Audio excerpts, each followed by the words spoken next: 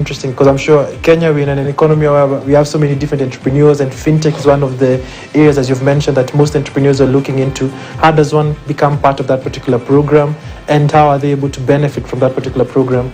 So StartPath is a totally separate vertical within Mastercard. And if you, as a fintech, are looking for, again, support by accessing our network, because what are we? We are a network of networks, Yes. right? We connect you to governments, to merchants, to fintechs, to FIs, to, the list goes on, telcos. So I think what we do is, firstly, we offer you that network. So let's say you come up with a great idea. Yeah. We believe that we can help you connect the dots better. So we'll connect the dots better by bringing in those relevant network partners who are like-minded and want that it fits to their strategy, right? Because everything has to fit together like a puzzle. So StartPath does that on one side. Secondly, StartPath is looking at VC. How can we help the fintechs raise capital and in a sustainable way, right? So that is where we come in again through our power of our network. We connect them to the VCs. Then we also have report and data enablement modules that we plug into the fintechs to make their business smooth. It should be data centric, so that data then tomorrow can be utilized for portfolio optimizations.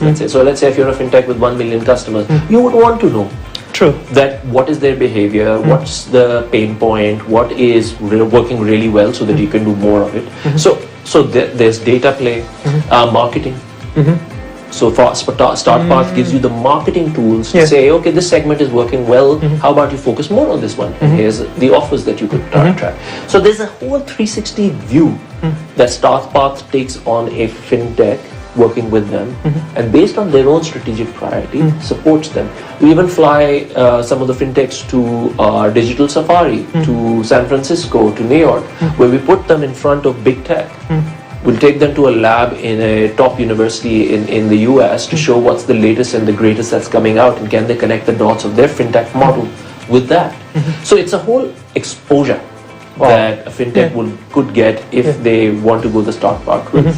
That's very, very interesting. I think maybe we can explore that probably even after this.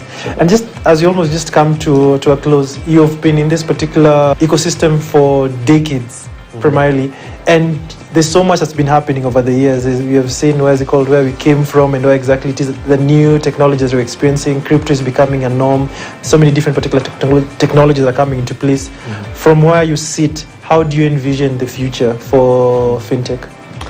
So fintechs are, and in fact, fintech and telcos and FIs, all of them are going to face this, because it's not the speed at which any of these segments are changing. It's actually the speed with which the customer's expectations are changing at the end of the day, right? So a Gen Alpha, they're going to give us a run for our money, by the way. They're like this. Loyalty is nothing. It's nothing. You have to earn my loyalty. True.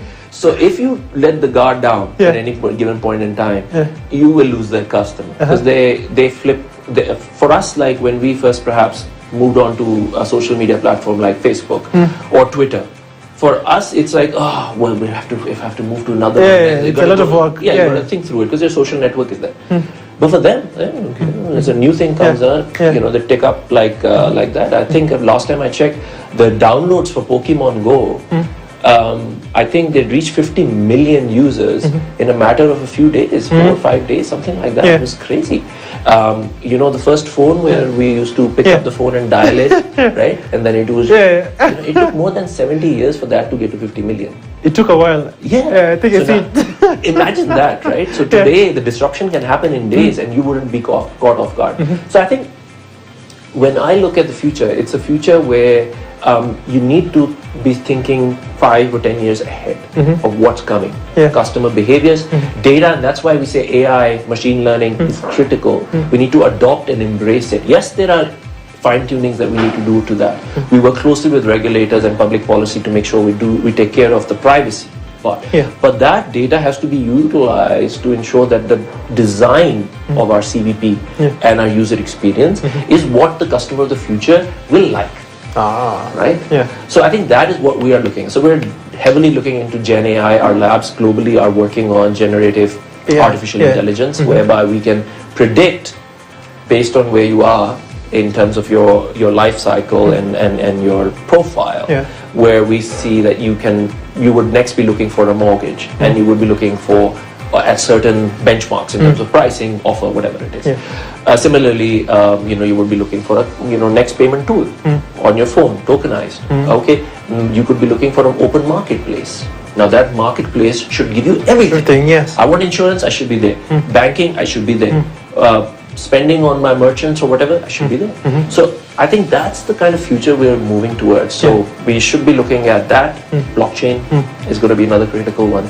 So the customers of the future want to know, if you're wearing that nice suit, where was that suit manufactured? True. Was there any child labor involved? Was it coming from a country which certain practices in that country I agree or disagree with? This kind of choice making on the back of blockchain is something that we need to embrace again, because the customer of the future is going to be looking for that trail.